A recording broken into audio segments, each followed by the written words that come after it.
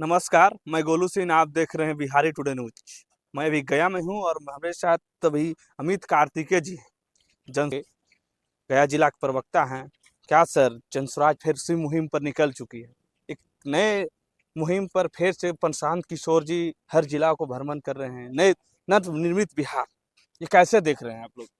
निश्चित तौर से जनता ने जो आदेश दिया और उस आदेश उन्होंने ये दिया कि आपको एक बार फिर से जनता के बीच जाना है, जनता की समस्याओं को सुनना है और उसका निराकरण करना है। इसी उद्देश्य से प्रशांत किशोर 38 जिलों में भ्रमण कर रहे हैं, जिला को संगठित, सुदृढ़, सुव्यवस्थित करने की व्यवस्था बना रहे हैं। और निश्चित तौर से आने वाले समय में जो त्रिस्तरीय पंचायत चुनाव है उसमें हम पूरी ताकत से उतरेंगे, क्योंकि एक राजनीतिक पार्टी का ये दायित्व भी होता है कि जनता की समस्याओं को सदन तक ले जाना। और जो इस देश का अंतिम और सबसे निचला सदन है वो पंचायत होता है, तो वहाँ भी अपनी भूमिका, महती भूमिका जनसुराज निभाएगी। सर, जिस तरह से विधानसभा में आप लोग 5 साल मेहनत किए, विधानसभा तैयारी किए थे, घूरे पूरा बिहार घूरे, हर जिला, प्रखंड, पंचायत में आप लोग गए। उसके बाद जो जिस तरह से विधानसभा में परिणाम आप लोग का सर्वरूप नहीं आया, तो क्या इस बार वो पंचायत में कर सकते हैं आप लोग? किस तरह से जनता भरोसा करे? निश्चित हम अंतिम सांस तक जनता को समझाने का प्रयास करेंगे। कोई भी जिस समय समता पार्टी जो थी उसे एक समय रमता पार्टी बोला जाता था, और वो आज सबसे बड़ी पार्टी के रूप में, दूसरी सबसे बड़ी पार्टी के रूप में बिहार में स्थापित है। तो इसीलिए वक्त लगता है, समय लगता है, बड़ी चीज़ों को समझाने में वक्त लगता है। इस बेरोजगारी को, इस जो यहाँ उद्योगों की कमी है उस व्यवस्था को जानने में।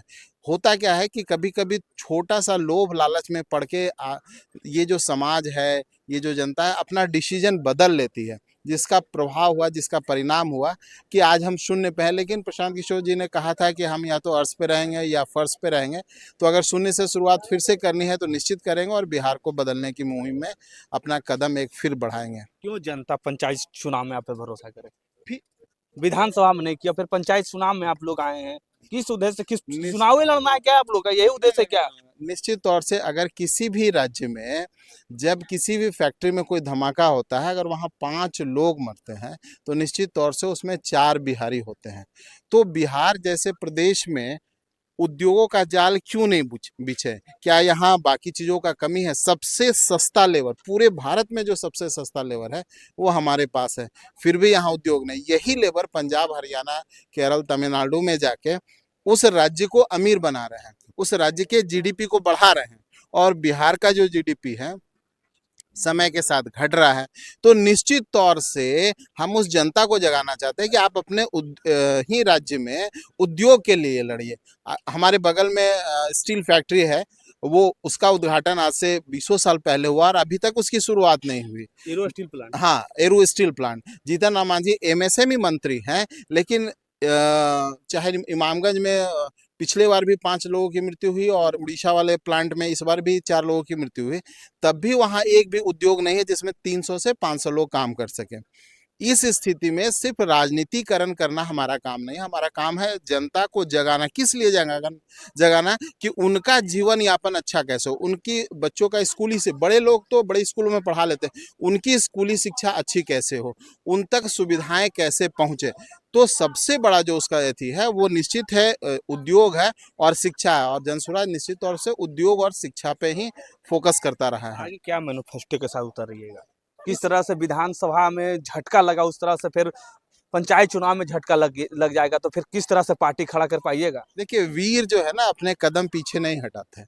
शेर एक कदम अगर पीछे हटाया तो इसका मतलब वो नहीं कि वो हार रहा है। वीर अपने कदम पीछे नहीं उठाते, उन्हें निश्चित रूप से आगे चलते हैं और नई रणनीति के साथ चलते हैं, और तब तक चलते रहते हैं जब तक सफलता नहीं मिल जाती। अंतिम प्रयास तक वीर तुम बढ़े चलो, धीर तुम बढ़े चलो वाली व्यवस्था में हम निश्चित रूप से इस बिहार के अंतिम व्यक्ति, गांधी जी ने कहा था कि लोकतंत्र का जो सच्चा मतलब होता है वो होता है कि जब तक अंतिम व्यक्ति तक सुविधाएं नहीं पहुंचे, अंतिम व्यक्ति का जीवन यापन अच्छा नहीं हो जाता, तब तक वो लोकतंत्र की जीत नहीं है, तब तक वो राजतंत्र बना हुआ है।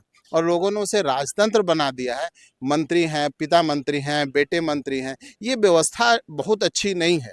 निश्चित है, जब तक कोई गरीब गुरबा व्यक्ति सदन में नहीं जाएगा, पंचायती चुनाव में मुखिया नहीं बनेगा, वो कैसे उस पंचायत का दर्द समय इस बार फिर से जनता को बताना है। समय लगेगा लेकिन अच्छा होगा, आज नहीं तो कल हर मुश्किल का हल होगा। तो जिस तरह से जनसुराज पे आरोप लगा विधानसभा में टिकट बेचने का, आप ही का जिला में बोधगया विधानसभा में एक कैंडिडेट पूरा पहले से ही बुला रहे थे कि 25 लाख रुपया हमसे ले लिया, 40 लाख ले लिया और हमको टिकट नहीं, ऑफर आया था कि टिकट दीजिए, देंगे तो 30 लाख देना पड़ेगा।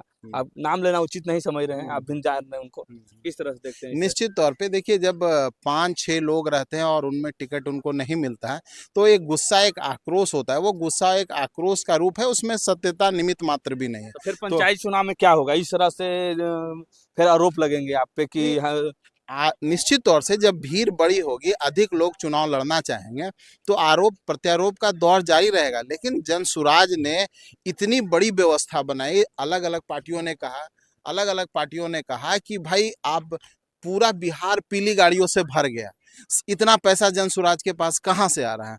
तो निश्चित तौर से जो व्यक्ति पैसा खर्चा करना चाहता है, जो पार्टी पैसा खर्चा करके बिहार के लोगों का जीवन यापन अच्छा कर सकता है, वो दूसरे से पैसा क्यों लेगा?